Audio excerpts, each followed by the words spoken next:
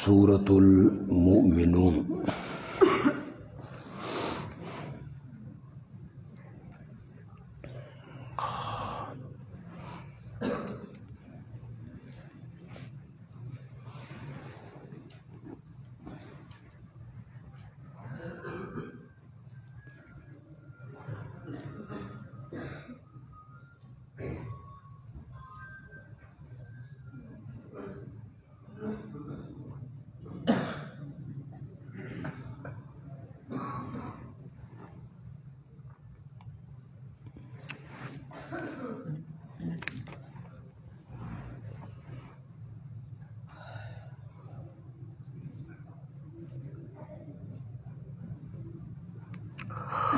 اعوذ باللہ من الشیطان الرجیم، بسم اللہ الرحمن الرحیم۔ قد افلح المؤمنون الذین هم فی صلاتهم خاشعون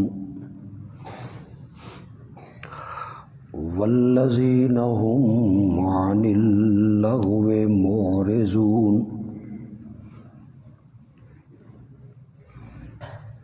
والذین هم للزکاة فاعلون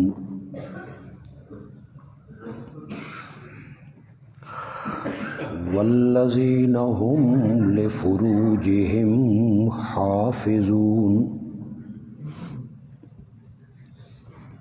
إلا على أزواجهم أو ما ملكت أيمانهم فإنهم غير ملومين،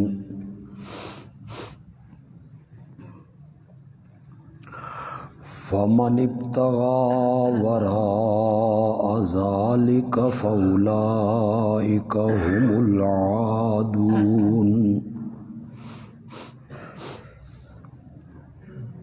والذین هم لأماناتهم وعهدهم راعون، والذین هم على صلواتهم يحافظون، اولئک هم الوارثون الذین یرثون الفردوس هم فیہا خالدون۔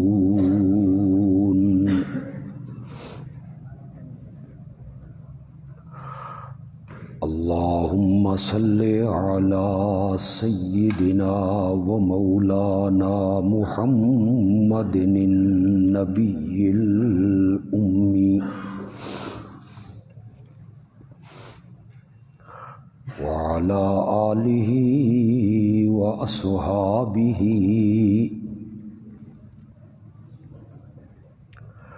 وبارک وسلم ثم صلی علیہ۔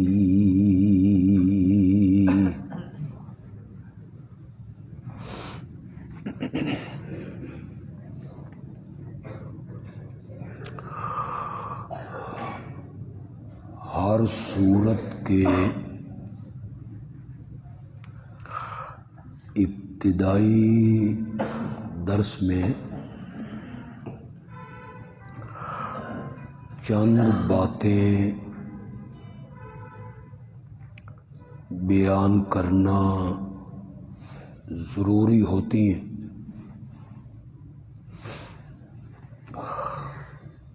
اس سورت کا یہ نام کیوں رکھا گیا؟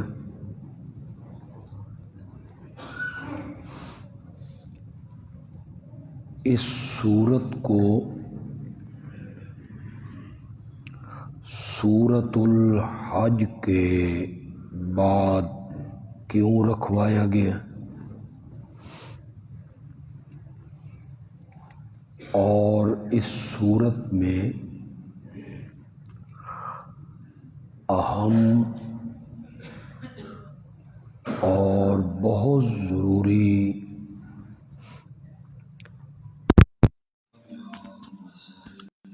اور باتیں بیان ہوئی ہیں۔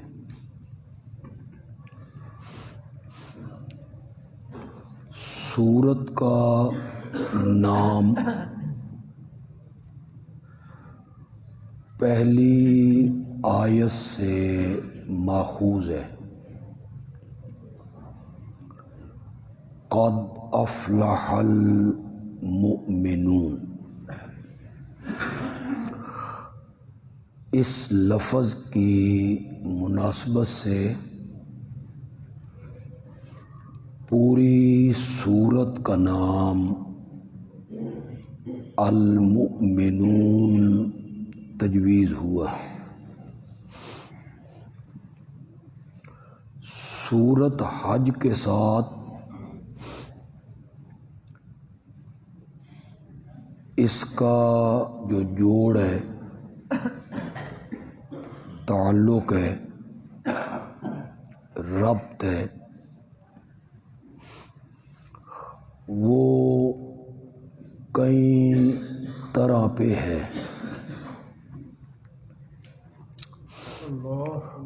ان میں سے ایک ربط اس کا یہ ہے کہ سورت حج کی ابتدا میں زلزلہ قیامت کا ذکر ہوا۔ ان زلزلۃ الساعۃ شیء عظیم۔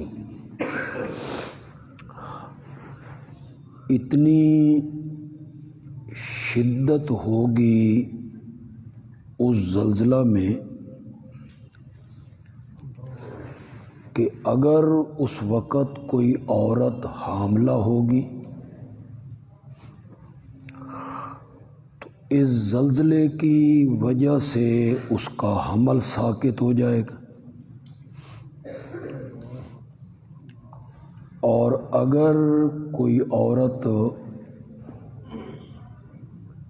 اپنے بچے کو دودھ پلا رہی ہوگی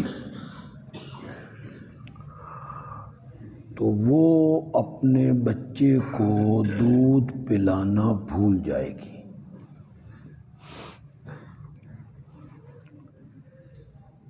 زلزلہ قیامت کی شدت، وہ عذاب، اس کا سورت حج کی ابتدا میں ذکر ہوا۔ اب سورت مومنون کی ابتدا میں اللہ یہ کہنا چاہتے ہیں کہ اگر اس عذاب سے بچنا چاہتے ہو، اگر اس عذاب سے بچنا چاہتے ہو تو ان 3 چیزوں پر عمل کر لو۔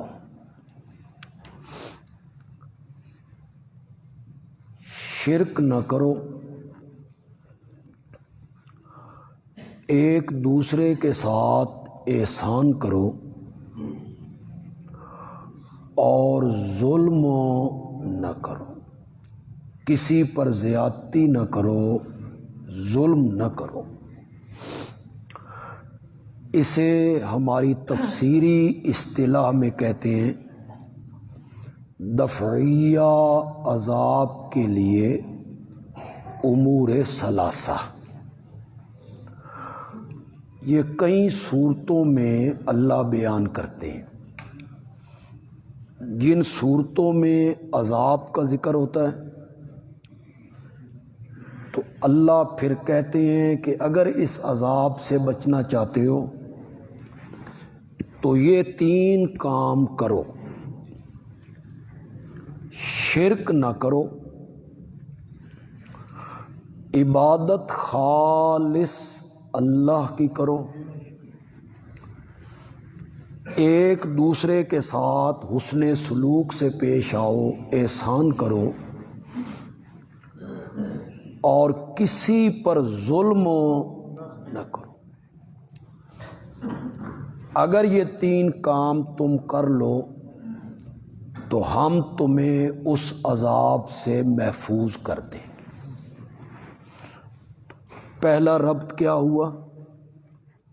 سورۃ حج میں عذاب کا ذکر تھا، اور سورۃ مومنون میں اس عذاب سے بچنے کے لیے 3 امور کا کیا ہوا؟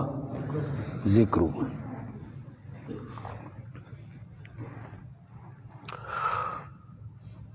دوسرا تعلق یہ ہے کہ اگر آپ کے ذہن میں ہو، آپ کو یاد ہو، سورۃ حج میں اللہ نے یہ کہا کہ جانوروں میں سے نیاز اور نظر، منت اور چڑھاوا یہ صرف میرے نام پہ ہوگا۔ جانور بطور نظر و نیاز میرے نام پہ ذبح ہوں گے، منت مانو گے تو میرے نام کی مانو گے، غیر اللہ کے نام کی نظریں، نیازیں، منتیں، چڑھاوے یہ صحیح نہیں ہیں، اور غیر اللہ کی نیاز حلال بھی نہیں بلکہ حرام ہے۔ اب یہاں کہا جائے گا سورۃ مومنون میں کہ یہ لوگ بجائے اس کے کہ نظر و نیاز سے رک جاتے، غیر اللہ کی نظر و نیاز سے باز آ جاتے، لیکن یہ بجائے باز آنے کے شرک کی نئی نئی راہیں نکار رہے ہیں، نئی نئی رسمیں نکار رہے ہیں۔ دوسرا تعلق اور دوسرا ربط مومنون کا حج کے ساتھ یہ ہمارا اور آپ کا مشاہدہ ہے کہ مشرکین اپنی طرف سے دین کے اندر زیادتیاں کرتے رہتے ہیں، نئی نئی رسمیں، نئے نئے رواج، بدعات وہ رائج کرنے کی کوشش کرتے ہیں۔ کئی جگہوں پہ یہ ایک خیبر پختونخوا کے علاقے میں ایک بدعت ہے، حیلہ اسقاط۔ ہمیں تو اس کا پتہ بھی نہیں ہے کہ وہ ہے کیا، لیکن وہاں یہ بدعت بڑی عام ہے، اور جو اس سے روکے اس پر فتویٰ لگتا ہے کہ یہ پنج پیری ہو گیا یا یہ وہابی ہو گیا، حیلہ اسقاط۔ اب ہمارے ہاں وہ رسم نہیں ہے۔ کئی علاقوں میں جب میت کو دفن کر چکتے ہیں تو دفن کرنے کے بعد قبر پہ کھڑے ہو کے اذان دیتے، کئی علاقوں میں یہ نہیں، کئی علاقوں میں یہ رسم ہے، یہ بدعت ہے، اور ان سے پوچھا جائے کہ یہ کام کیوں کر رہے ہو تو کہتے ہیں اذان سن کے شیطان بھاگتا ہے تو ہم شیطان کو بھگا رہے ہیں۔ ہر علاقے کی رسمیں، بدعات الگ الگ ہیں، مشرکین، مبتدعین وہ رسمیں نکالتے رہتے ہیں۔ کئی علاقے ایسے ہیں جہاں تکبیر کی بھی صلاۃ ہے، اذان کی تو آپ سنتے رہتے ہیں، اذان سے اول آخر صلاۃ، وہاں تکبیر کی الگ صلاۃ ہے، تکبیر پڑھنے لگے تو پھر صلات پڑھتے۔ اب کئی علاقوں میں یہ بات موجود ہو نہیں ہے۔ یہی فرق ہے سنت میں اور بدعت میں، کہ سنت بین الاقوامی ہوتی ہے اور بدعت علاقائی ہوتی ہے۔ خیبر پختونخوا میں اور پنجاب میں اور سندھ میں اور اس ڈویژن میں اور دوسرے ڈویژن میں اور اس ضلع میں اور دوسرے ضلع میں اور یہ بدعت کی پہچان ہے۔ سنت بین الاقوامی، آپ 6 سال کے مسلمان بچے سے پوچھیں کہ بیٹا کھانا کھانے سے پہلے کیا پڑھتے ہیں، تو وہ کہے گا اعوذ باللہ۔ وہ کیا کہے گا؟ بسم اللہ۔ اور آپ سعودی عرب کے فرما روا سے پوچھیں کہ کھانا کھانے سے پہلے کیا پڑھنا ہے، تو وہ بھی کیا کہے گا؟ یہ ہے سنت۔ ہر علاقے میں اس کی شکل ایک ہی ہے۔ بدعت یہاں اور وہاں اور، تو بجائے اس کے کہ یہ شرک چھوڑ دیتے، غیر اللہ کی نظر و نیاز سے باز آ جاتے، یہ تو ایسے عجیب لوگ ہیں کہ یہ شرک کی نئی نئی راہیں نکال رہے ہیں۔ بس یہ دو ربط، دو تعلق میں نے آپ کے سامنے رکھ دی۔ ربط میں ہم نے پڑھا، سنا آپ نے، دفعیہ عذاب کے لیے امور ثلاثہ، 3 امر اللہ بیان کریں گے، ابتدا ہی میں کریں گے۔ 10-11 آیتوں میں اللہ نے اسے بیان کیا۔ سورت کے درمیان میں جا کے پھر اللہ یہ امور دہرائیں گے، پھر درمیان میں اللہ جا کے اس طرف لوگوں کو راغب کریں گے کہ شرک چھوڑ دو، ظلم کرنے سے باز آ جاؤ، اور ایک دوسرے کے ساتھ کیا کرو؟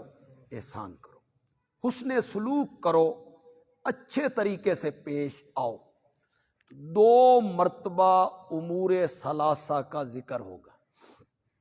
یہ ذہن میں رہے کہ پورے قرآن کا جو دعویٰ ہے وہ دعویٰ توحید ہے۔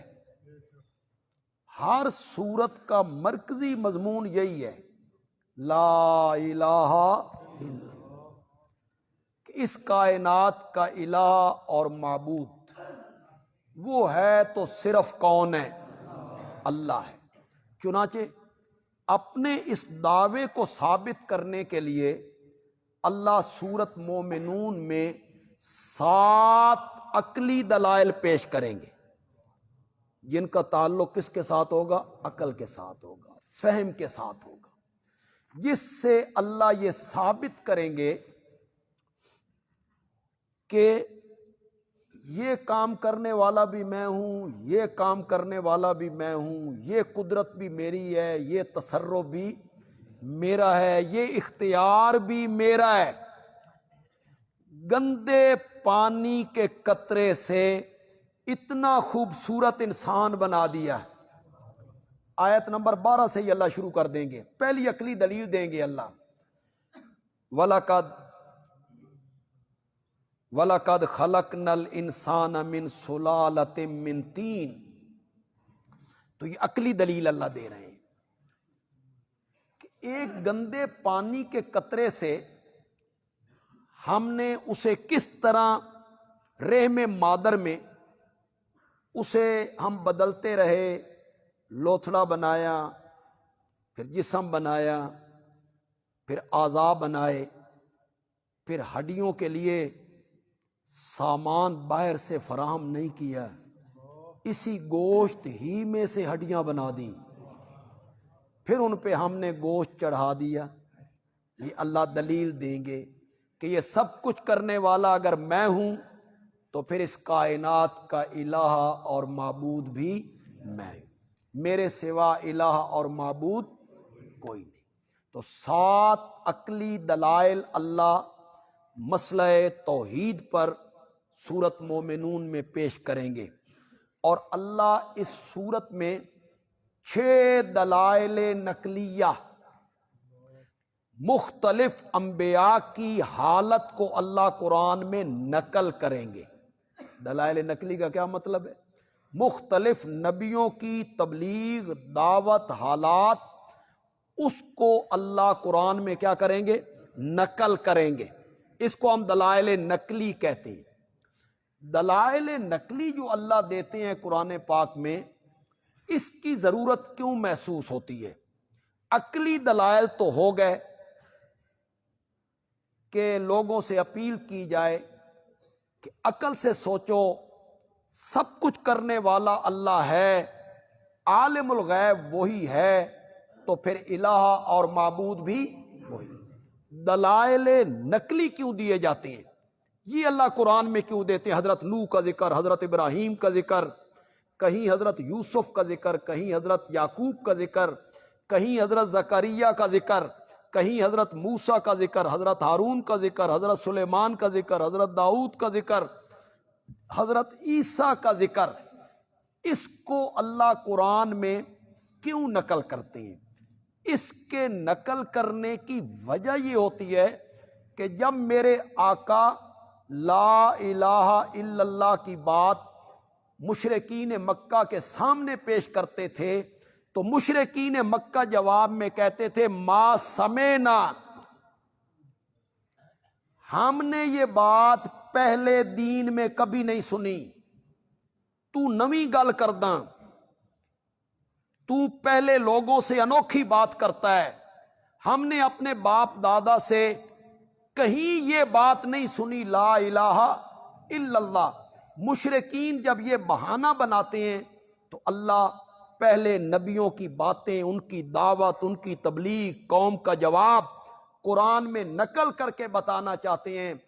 پاگلو، یہ جو دعویٰ ہے لا الہ الا اللہ، یہ صرف میرے آخری پیغمبر کا دعویٰ نہیں ہے، پہلے نبیوں نے بھی اپنی اپنی قوم کے سامنے اسی کو بیان کیا۔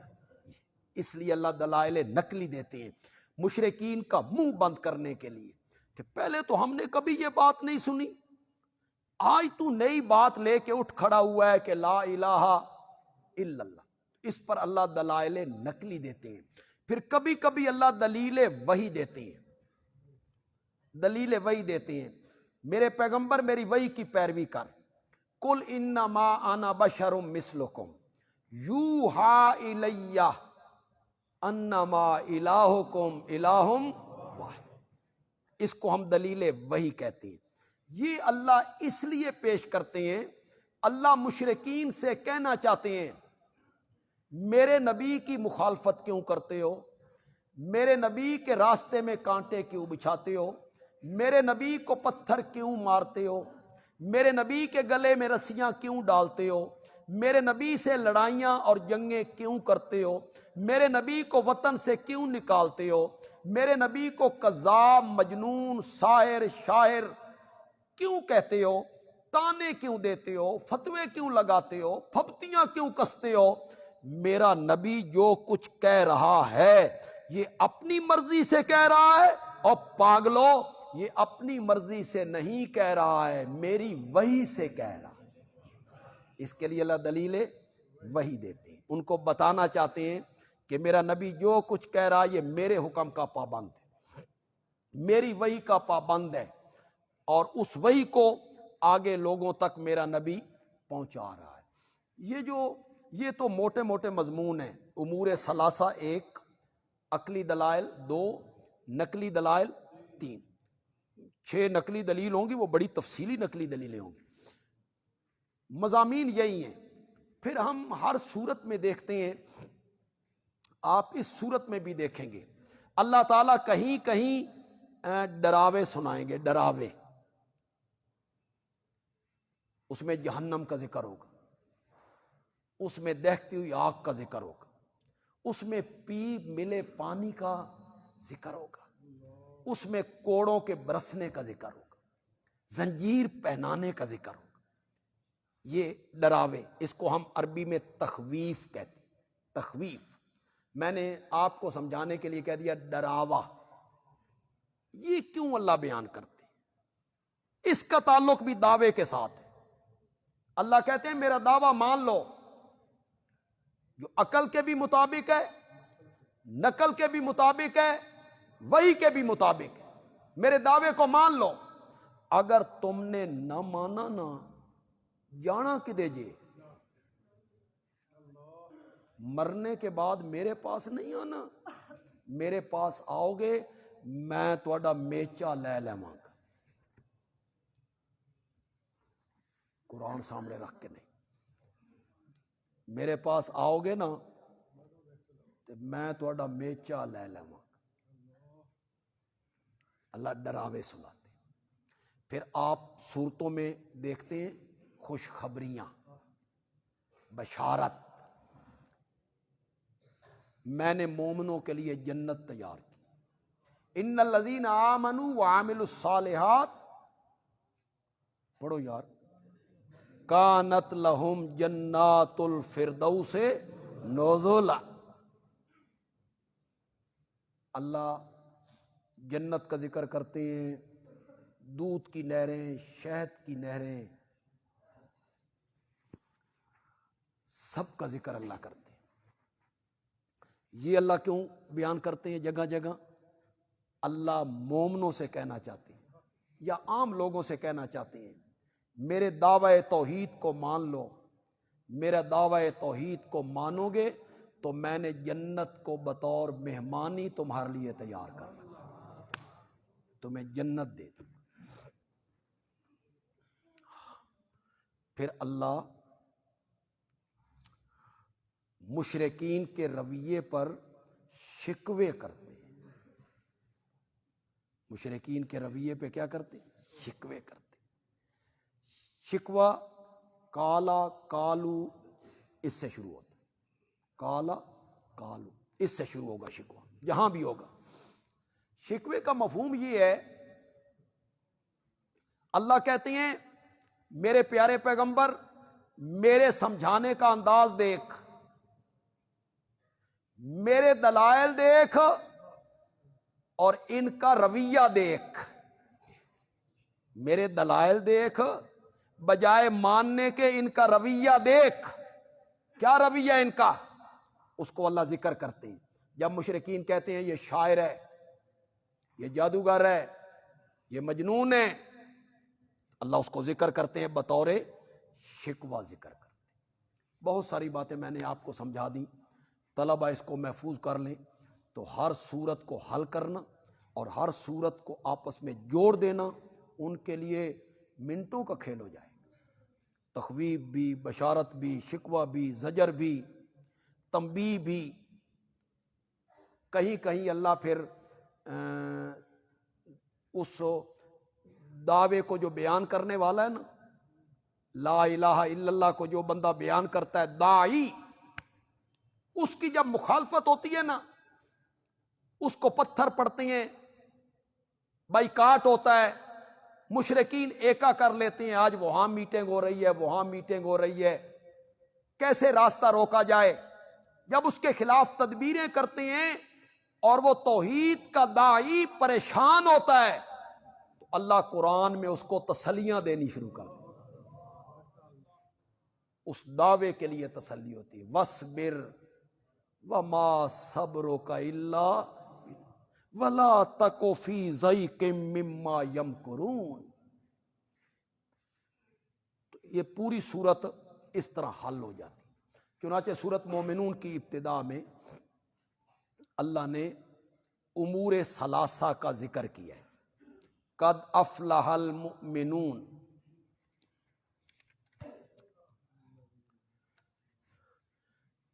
کامیاب ہو گئے مومن، دنیا میں بھی کہ اس زندگی میں ان کو سکون ملے گا، اس دنیا کی زندگی میں ہم انہیں فتح سے ہمکنار کریں گے، اور آخرت کی کامیابی تو یقینی ہے۔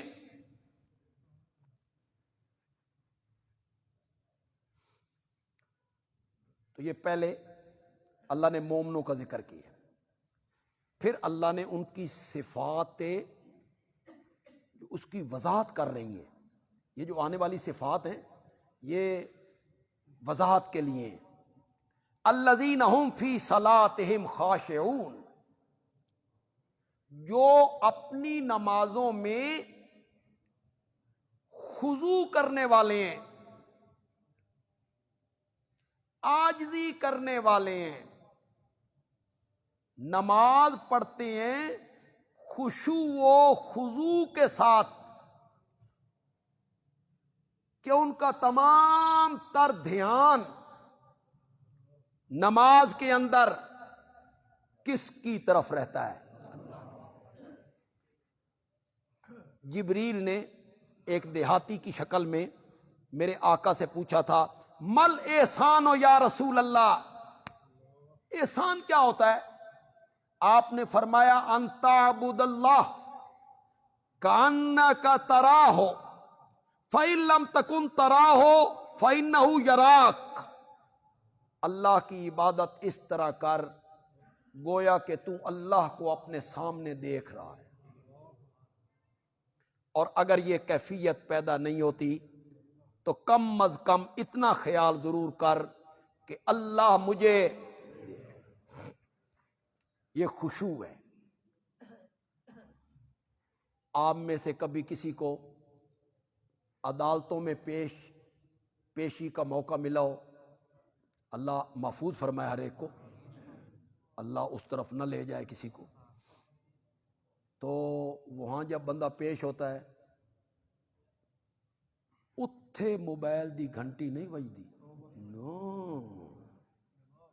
وہ توہین عدالت ہو جاتی ہے۔ ہاں، یہ سارے بڑے آرام نال باہر رکھ کے جاتے ہیں، کس طرح جج کے سامنے کھڑے ہوتے ہیں، جس طرح نماز میں کھڑے، پوری توجہ ان کی طرف ہے، نگاہیں جھکی ہوئی ہیں، تو کم از کم بندہ اتنا تو خیال کرے نا رب کا، کہ یہ دنیا کے مصنوعی حاکم ہیں اور وہ حقیقی حاکم ہیں، تخت شاہی پہ اسی کا قبضہ ہے، اسی نے قیامت کے دن پوچھنا ہے لمن الملک اليوم للہ الواحد القہار۔ اس نماز میں عاجزی ہونی چاہیے، خشوع ہونا چاہیے۔ ایک واقعہ ہے، حدیث میں آئے، ایک لشکر میں رات کے ٹائم آرام کرنے لگے تو آقا نے فرمایا کہ کوئی بندے بھائی ڈیوٹی دو، رات کو پہرا دو، کہیں دشمن آئے چیزیں لوٹ کے لے جائے، حملہ آور ہو جائے تو وہ لوگ ہمیں آگاہ کر دیں، جس طرف سے دشمن کے آنے کا خطرہ زیادہ ہو اس طرف زیادہ توجہ رکھیں۔ ایک مہاجر ایک انصاری ان کی ڈیوٹی لگ گئی، وہ جب اپنی جگہ پہ پہنچے تو ان میں سے ایک نے کہا دونوں جاگتے رہیں گے تو پھر نیند آ جائے گی، ایک سو جائے ایک جاگے، ڈیوٹی دے۔ ٹھیک ہے، جاگنے والے نے سوچا ویسے بھی جاگنا ہے، نفل پڑھ لیتے ہیں، یہ نفلوں میں کھڑا ہو گئے۔ دشمن کا جاسوس آئے، انہیں محسوس کیا کہ یہ مسلمانوں کے پہرے دار ہیں، اس نے تیر چلایا، اس کو تیر لگ گیا، دوسرا تیر چلایا، وہ بھی اسے لگ گیا، اس کا خون جو نکل کے گیا تو سوئے ہوئے آدمی سے ٹکرایا تو وہ جاگا، اس نے اس کو متنبہ کیا کہ تمہیں تیر لگ گیا اور خون بہ رہا ہے، تم نماز پڑھ رہے ہو۔ اس نے کہا یار ایک سورت شروع کی تھی، دل نہیں کرتا تھا کہ سورت ختم کرنے سے پہلے نماز ختم کر، ان تیر لگ رہے ہیں اور انہیں پرواہ کوئی، اعضاء کٹ رہے ہیں، وہ نماز میں مشغول ہیں کہ یہ عضو کاٹنا ہے تو ہم نماز پڑھ رہے ہیں آپ اس میں کاٹ دیں۔ حضرت سیدنا صدیق اکبر رضی اللہ تعالیٰ عنہ کے متعلق آیا کہ وہ جب رکوع کرتے تھے تو اتنے خشوع اور سکون کے ساتھ رکوع کرتے تھے کہ پرندے ان کی پیٹھ پر آ کر بیٹھ جایا کرتے تھے کہ یہ کوئی دیوار ہے. اس طرح وہ نماز پڑھتے تھے. ہماری نماز پتہ نہیں نماز ہے بھی صحیح نہیں. اللہ شرف قبولیت بخش دے، اس کی مہربانی ہے. ورنہ ہم یہ دعوے سے نہیں کہہ سکتے بھیا اللہ سی نماز پڑھی ہے ہمیں اس کا اجر ملنا چاہیے. نو نو نو، اس کی رحمت ہے کہ اپنی رحمت کرے، فضل کرے اور ہماری نماز کو کیا کر لے. ورنہ اس کے اندر کوئی لذت نہیں، کوئی خشوع نہیں، خضوع نہیں، عاجزی نہیں. صرف سر کے جھکانے کا نام تو نماز نہیں ہے، صرف کمر کے جھکانے کا نام تو نماز نہیں ہے، دل دماغ کو جھکانے کا نام نماز ہے. اس سر کے ساتھ دل و دماغ بھی جھکے، وہ بھی اللہ کی طرف مائل ہو. میں نے اپنی زندگی میں جن چند لوگوں کو خوبصورت نماز پڑھتے ہوئے دیکھا، ان میں میرے والد صاحب کے ایک ساتھی تھے، یہاں سرگودا میں ہوتے تھے، مولوی عبداللہ ان کا نام تھا، اور والد صاحب کے ساتھ بڑے کلوز تھے. میرے دادا جی کے شاگرد بھی تھے. وہ حضرت صاحب کے بھی شاگرد تھے. مولانا عبداللہ صاحب جو تھے مولانا حسین علی کے بھی شاگرد تھے. انہیں میں نے نماز پڑھتے ہوئے دیکھا، بڑی خوبصورت نماز پڑھتے. پھر میں نے پیر طریقت حضرت سید عنایت اللہ شاہ بخاری کو پڑھتے ہوئے رحمت اللہ، بہت خوبصورت اور اطمینان سے نماز پڑھتے تھے. وضو بھی اسی اطمینان سے کرتے تھے اور نماز بھی اسی اطمینان سے پڑھتے تھے. اور مغرب کی نماز کے بعد سنتیں نفل پڑھنے سے کبھی پہلے وہ جو دعا مانگتے تھے نا، وہ تقریباً پون گھنٹے کی دعا ہوتی، اکیلے مانگتے، اکیلے تنہا. اور انہیں اس وقت ارد گرد کا آگے پیچھے کا کوئی ہوش نہیں ہوتا، کون آ کے بیٹھا ہے، کون پیچھے ہے، کون انہیں کوئی پتہ نہیں. وہ گڑ گڑا کے مسلسل اللہ سے مانگ. یہاں یہ باتیں ہی ہیں، ہمیں تو ان پر اعتبار بھی بڑی مشکل سے آتا ہے. یہاں ایک صاحب تھے، سکول میں ٹیچر تھے اور کچھ علم سے بھی شد بدھ تھی. وہ ہمارے دورہ تفسیر میں شریک ہوئے ایک مرتبہ، تو اللہ تعالیٰ نے انہیں بالکل ہمارا ہم مسلک بنا. انہیں سمجھ آ گئی. پہلے وہ ذرا دوسرے مسلک سے تعلق رکھتے تھے.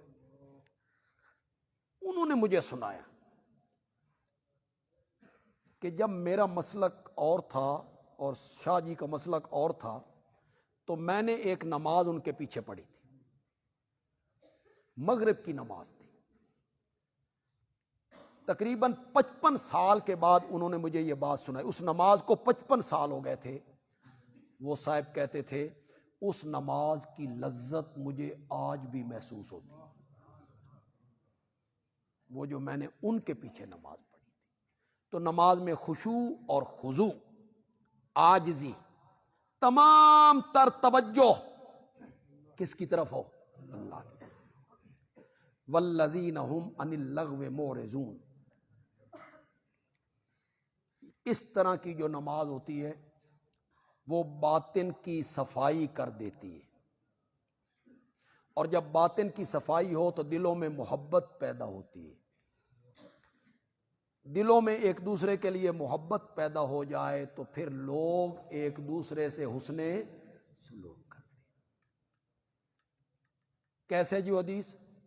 سووا صفوفکم، اپنی صفیں سیدھی رکھو.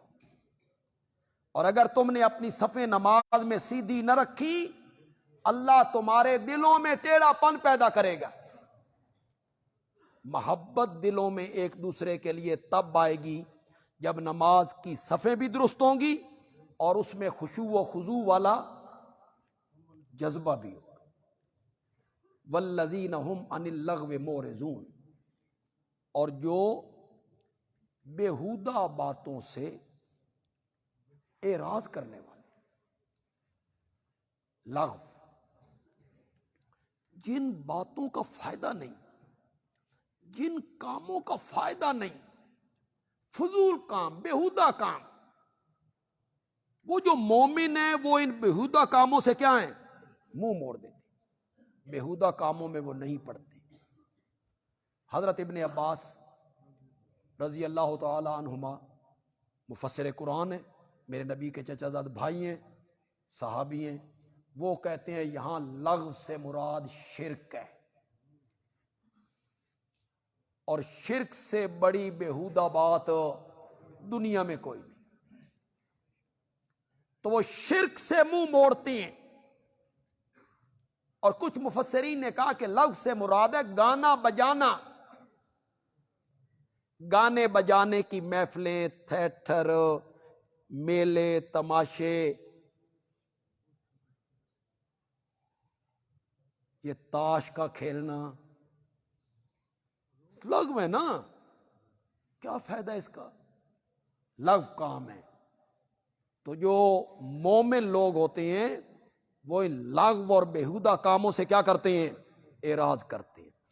والذین هم للزکاۃ فاعلون، مومن لوگ وہ ہیں جو زکوٰۃ ادا کرتے ہیں. زکوٰۃ سے فرضی زکوٰۃ تو مراد نہیں ہو سکتی کہ سورت مکی ہے اور زکوٰۃ فرض ہوئی تھی کہاں؟ مدینے میں. تو وہ فرضی زکوٰۃ مال میں سے 40واں حصہ وہ تو یہاں سے مراد نہیں ہو سکتا.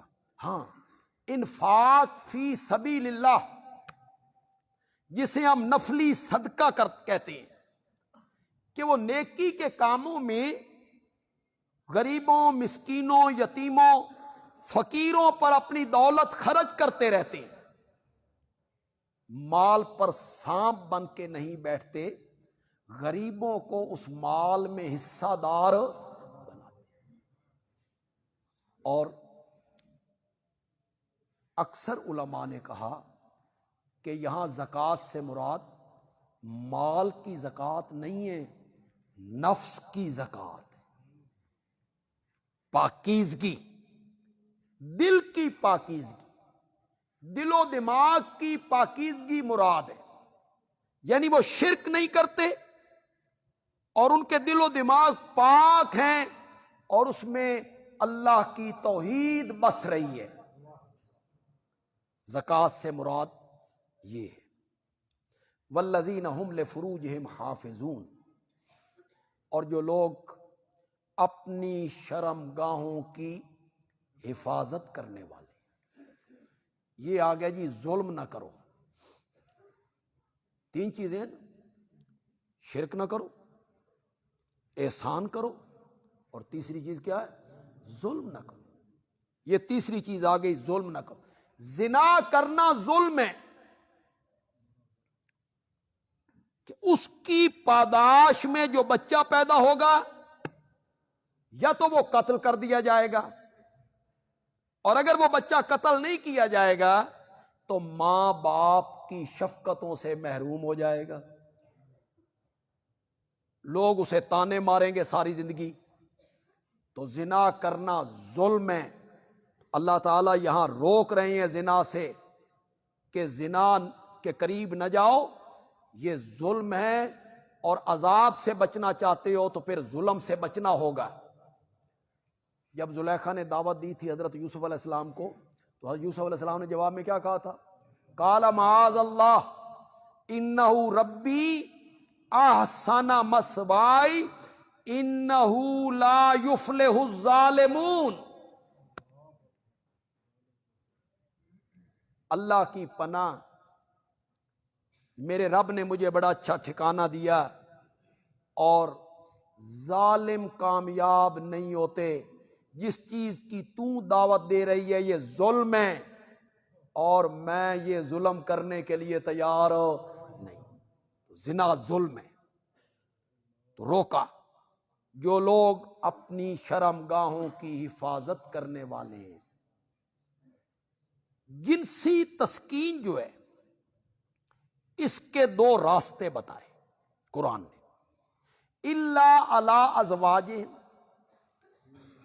اپنی بیویاں جن کے ساتھ نکاح ہے، او ما ملکت ایمانہم، یا لونڈیاں. یہ دو جگہیں ہیں جنسی تسکین حاصل کرنے کے لیے. ایک بیوی ہے، ایک لونڈی ہے. فَإِنَّهُمْ غَيْرُ مَلُومِينَ، ان پر کوئی ملامت نہیں. اپنی اہلیہ کے ساتھ، لونڈی کے ساتھ آپ جنسی تسکین حاصل کرتے ہیں، کوئی ملامت نہیں. فَمَنِ ابْتَغَىٰ وَرَاءَ ذَلِكَ، جو آدمی ان دو راستوں کے علاوہ کوئی تیسرا راستہ تلاش کرتا ہے، فَأُولَٰئِكَ هُمُ الْعَادُونَ، وہ اللہ کی حدود سے نکلنے والے ہیں. تیسرا کوئی راستہ نہیں. اب لونڈیوں کا بھی تصور کوئی نہیں.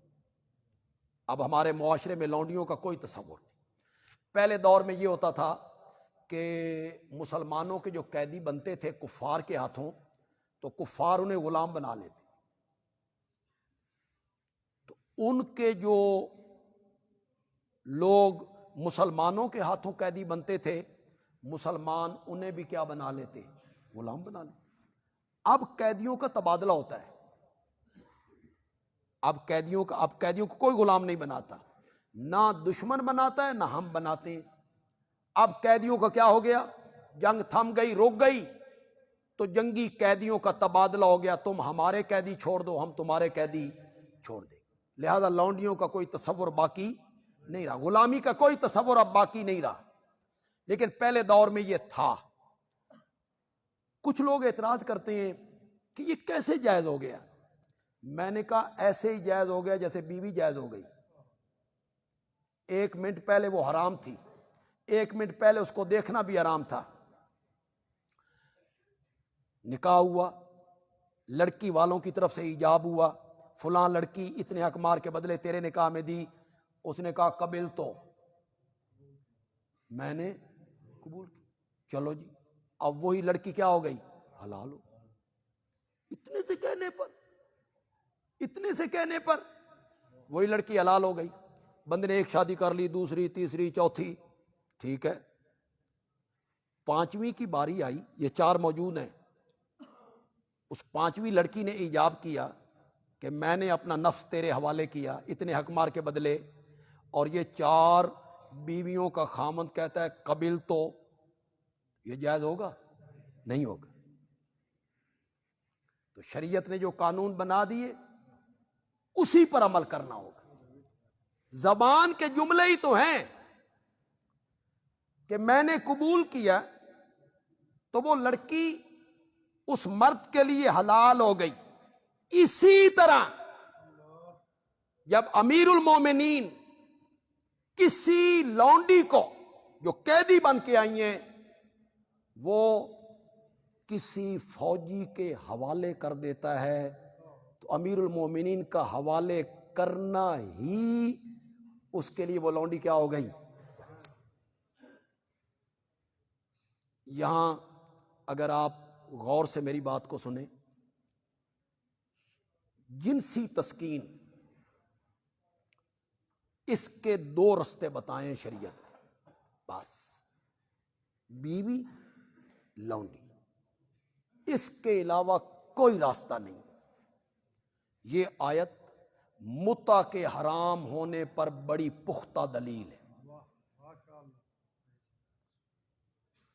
اور یہ کہنا کہ پہلے متع ہوتا تھا بعد میں حرام ٹھہرایا گیا، نہیں. یہ مکی صورت ہے جناب.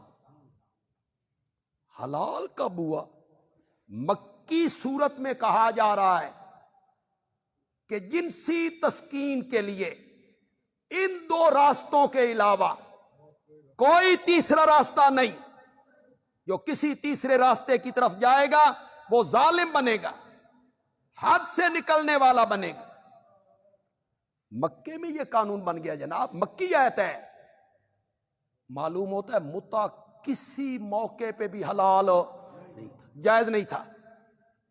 یہ کہنا کہ جس عورت کے ساتھ متع ہوتا ہے وہ بھی بیوی ہے، ایک معاہدہ ہوتا ہے، میں نے کہا نہیں، متع میں معاہدہ یہ ہوتا ہے اتنی رقم میں تجھے دوں گا اور اتنے گھنٹوں یا دنوں کے لیے تو اپنا نفس میرے حوالے کر۔ اس میں وقت بھی طے ہوتا ہے اور اس میں اجرت بھی طے ہوتی ہے۔ یہ کہنا کہ متع والی عورت بیوی کے حکم میں ہے، نہیں۔ جو نکاح ہوتا ہے، نکاح خاوند بیوی کا وارث بنتا ہے، بیوی خاوند کی وارث بنتی ہے، متع میں بنتی ہے۔ متع والی عورت جس کے ساتھ متع کیا اس کی وارث بنتی ہے یا وہ مرد اس کا وارث بنتا ہے؟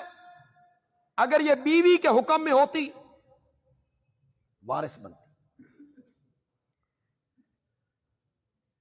بیوی بغیر طلاق کے الگ نہیں ہو سکتی، اور متع والی عورت کوئی طلاق کی ضرورت نہیں، ادھر وقت پورا ہوا وہ فارغ۔ بیوی کی کوکھ سے جنم لینے والی اولاد اس شوہر کی ہوگی، متع میں کوئی نہیں۔ نکاح میں جو اس عورت کے پیٹ سے جو اولاد جنم لے گی وہ شوہر کی شمار ہوگی، یہ شوہر کی اولاد ہے۔ متع میں یہ بات کوئی نہیں، بیوی کے حکم میں کیسے ہو سکتی؟ تو یہ آیت واضح دلیل ہے کہ متع وہ جائز نہیں ہے۔ جنسی تسکین کے لیے صرف دو راستے ہیں، ایک بیوی اور ایک لونڈی۔ والذین ہم لاماناتہم، مومن لوگ وہ ہیں جو اپنی امانتوں اور اپنے عہد و قرار کو راعون ملحوظ خاطر رکھتے ہیں، اس کی دیکھ بھال کرتے ہیں۔ امانت صرف یہ نہیں ہے کہ آپ نے میرے پاس کوئی چیز رکھی کہ یہ میرا سونا آپ رکھ لیں جی، یہ رقم میری آپ رکھ لیں جی، صرف یہ امانت نہیں ہے، یہ بھی امانت ہے۔ مجھے یا کسی آدمی کو جو تنخواہ ملتی ہے 8 گھنٹے کام کرنے کی، اگر وہ بلا وجہ اپنی ڈیوٹی پوری نہیں کرتا تو وہ بھی اس امانت میں کیا کر رہا ہے؟ خیانت کر رہا ہے۔ یہ جو مجلس کی باتیں ہوتی ہیں یہ بھی کیا ہوتی ہیں؟ امانت ہوتی ہیں۔ جب ہم 4-5 بندے بیٹھتے ہیں مجلس میں، ایک مشورہ کرتے ہیں، تو اگر ان میں سے کوئی آدمی اس کو آگے پھیلا دیتا ہے تو یہ بھی امانت میں کیا ہے؟ خیانت۔ تو مجلس کی گفتگو یہ امانت ہے، اس میں خیانت نہیں کرنی چاہیے۔ والذین هم علی صلواتہم یحافظون، جو لوگ اپنی نمازوں کی حفاظت کرتے ہیں۔ پھر آ گیا جی نماز کا ذکر، شروع میں بھی نماز اور آخر میں بھی نماز۔ دیکھیں میرا خیال یہ ہے کہ نماز کے بارے میں قرآن نے کہا ان الصلاۃ تنہا عن الفحشاء والمنکر، نماز بے حیائیوں کے اور برے کاموں سے روکتی ہے۔ یہ جتنے کام اللہ نے ذکر کیے، اپنے شرمگاہوں کی حفاظت کرتے ہیں، امانتوں میں خیانت نہیں کرتے، عہد و اقرار کو پورا کرتے ہیں، میں سمجھتا ہوں یہ سب نماز کا نتیجہ ہے۔ اگر نماز صحیح ہو تو بندہ امین ہوگا، نماز اگر صحیح ہو تو بندہ عہد و قرار کا پابند ہوگا، نماز صحیح ہو تو بندہ زنا کے قریب نہیں جائے گا۔ اس لیے شروع میں بھی نماز کو ذکر کیا، آخر میں بھی آ کے نماز کو ذکر کیا۔ فرق اتنا رکھا، ابتدا میں کہا وہ نماز میں عاجزی کرنے والے ہیں، خضوع کرنے والے ہیں، اور آخر میں آ کے کہا وہ نماز کی حفاظت کرتے ہیں، یعنی پابندی سے نماز پڑھتے ہیں، وقت پہ پڑھتے ہیں، پابندی سے پڑھتے ہیں، اس کے فرائض، واجبات، لوازمات وہ سارے پورے کرتے ہیں۔ یہ 7 صفتیں گننے کے بعد اللہ نے نتیجہ نکالا، اولئک ھم الوارثون، یہی لوگ ہیں وارث بننے والے، الذین یرثون الفردوس، جو وارث بنیں گے جنت الفردوس کے۔